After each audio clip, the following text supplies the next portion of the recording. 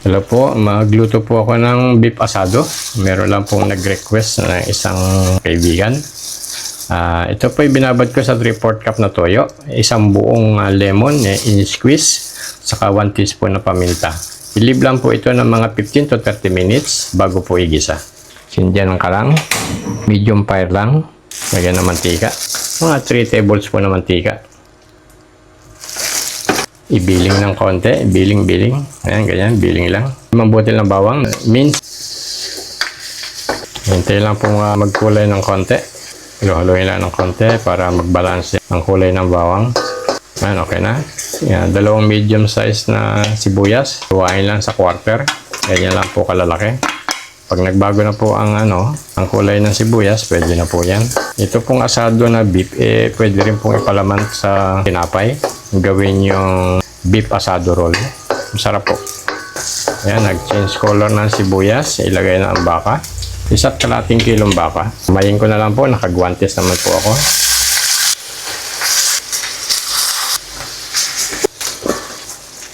Haluin.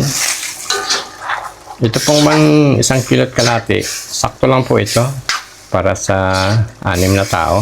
Pakuluin lang po yan ng 30 minutos. Takpan. Balikan ko ng 30 minutos. Buksan ko na. Umabot na ng 30 minutos. Nabawasan na ng kalahati ng juice galing sa karne ng baka. Ibalik ko yung pinagbabaran. Lagyan ng 200 grams na tomato sauce. Ilagay, buhusan todo.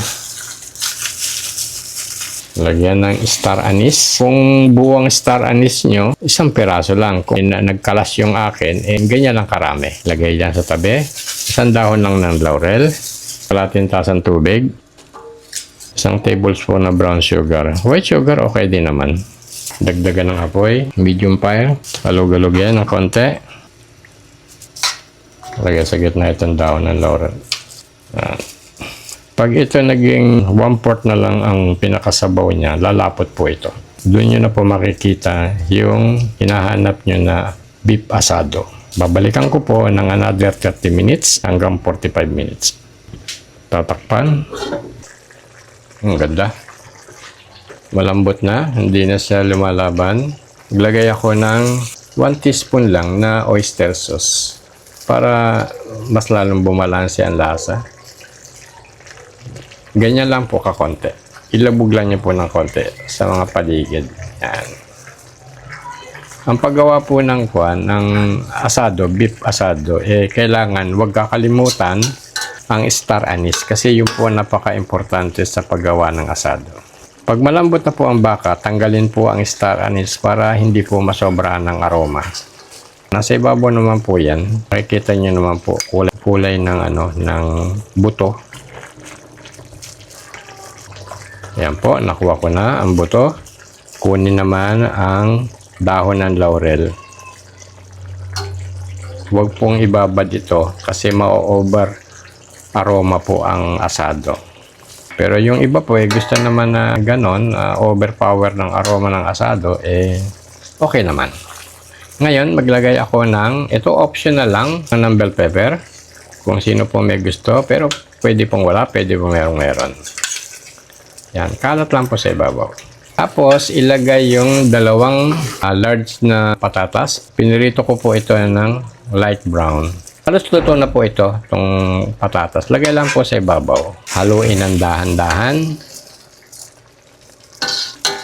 para pumailalim ang patatas. Yan po ang asado. Masarap po ito sa tinapay. Kanin, tinapay. Masarap po ito. Tama lang po yung natirang sabaw. So, bali, ang pagkaluto nito, naging time consume niya, matagal na po 1 oras at 15 minutos. Basta't nasa tamang apoy. Palipasin ko lang 1 minuto para kumapit yung aroma at lasa ng asado sa patatas. 1 minuto lang naman po. Tikman ko. Sakto po ang lasa. Asadong-asado po ang lasa. Tamang asim, tamang tamis, tamang aroma. Balansyado po lahat. Yung pong nilagay ko lahat na ingredients, yun lang po ang dapat nyo pong ilagay. Sakto lang po ito. 1.5 kilo na strip na baka para po madali po siyang maluto. Pag gusto niyo pong cubes na baka, pwede naman po. Yun nga lang, dagdagan niyo po ng kaunting oras para mas malambot. Ganito lang po ang strip na baka. Marami pong salamat. Ay, hingi po si Bunso, saglit lang po. Hingi po siya, gusto niya po matikman, pero wala pa pong kanin. Ayan, patatas, bell pepper. Masarap ang bell pepper. Yung bell pepper, wag niyo pong i-overcook para masarap po lasa.